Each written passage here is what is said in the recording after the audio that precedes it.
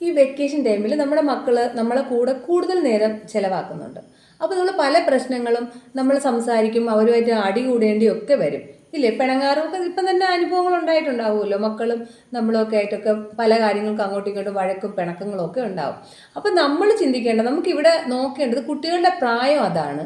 അവർക്കറിയില്ല അവർ ചെയ്യുന്നതിൽ ശരിയും തെറ്റും.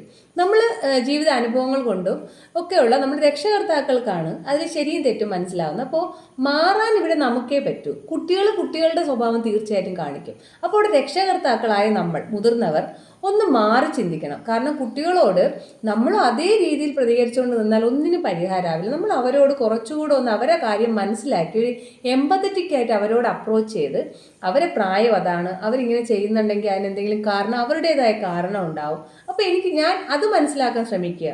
നമ്മുടെ കുട്ടികൾക്ക് നമ്മൾ അവരുടെ അവസ്ഥ മനസ്സിലാക്കി അവരോട് നിൽക്കുന്നു എന്ന് തോന്നിക്കഴിഞ്ഞാൽ അവരുടെ വിഷയങ്ങളെല്ലാം അവർ നമ്മളോട് പറയും. അല്ലെങ്കിൽ അവരിൽ നിന്ന് നമുക്ക് എന്തെങ്കിലും പ്രശ്നം മാറ്റിയെടുക്കണമെങ്കിൽ അവരോട് ഒരു ഫ്രണ്ട്ലി ആയിട്ട് നിന്നുകൊണ്ട് അവരുടെ കാര്യം പറഞ്ഞ് മനസ്സിലാക്കി കഴിഞ്ഞാൽ കുട്ടികൾക്ക് മനസ്സിലാവും.